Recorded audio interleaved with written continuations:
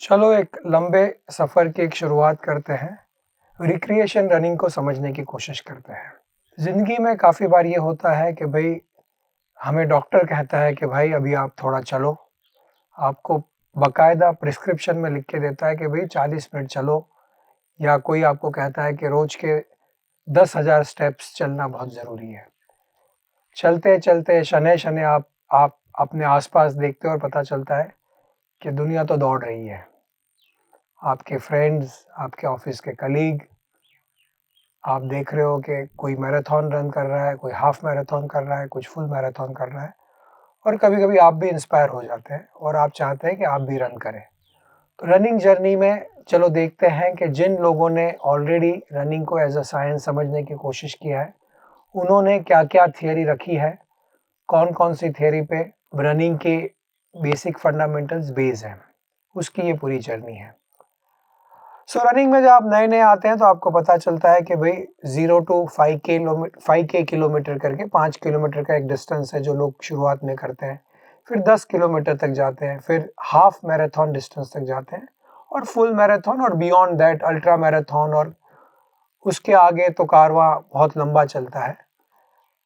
But अगर आप नए हो, सो आप किस तरह से रनिंग शुरू करोगे? कुछ जानी-मानी थियरी है, उसको हम देखते हैं। तो सबसे पहले होता है कि जब आप रनिंग करना चाहते हो तो आपको 2 फिटनेस को समझना ज़रूरी है।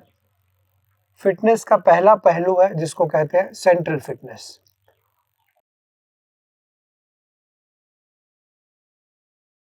सेंट्रल फिटनेस में बेसिकली आपके लंग्स, आपके आपका हार्ट, आपकी पूरी कार्डियोवास्कुलर सिस्टम, एक तरह की पाइपलाइन ही समझ लो कि जिसके थ्रू आप अपना खून आपके वर्किंग मसल्स तक पहुंचाते हो।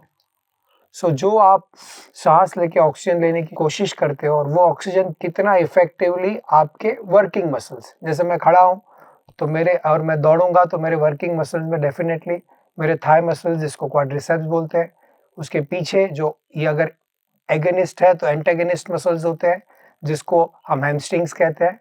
फिर लोअर लिम्स में आपके काफ मसल्स वगैरह आते हैं। फिर एंटीरियर में टिबियालिस एंटीरियर आता है, पोस्टीरियर आता है। तो ये सारे मसल ग्रुप मिला के बेसिकली वहाँ जब कॉन्ट्रैक्शन होता है तो आपको फोर्स जनरेट होता है, और जिसकी वजह से आप प्रोपेल वाली एक्शन लेके आगे बढ़ते हो। सो सेंट्रल फिटनेस में ये देखना है कि जो ऑक्सीजन आप ले रहे हो वो कितना इफेक्टिवली आपके लंग्स में डिफ्यूज होता है। पहले तो ऑक्सीजन और कार्बन डाइऑक्साइड का वहाँ पे आदान प्रदान होगा। फिर जो आपके हार्ट से जो ब्लड आएगा उस ब्लड में वो डिफ्यूज होगा। सो वो एक आपकी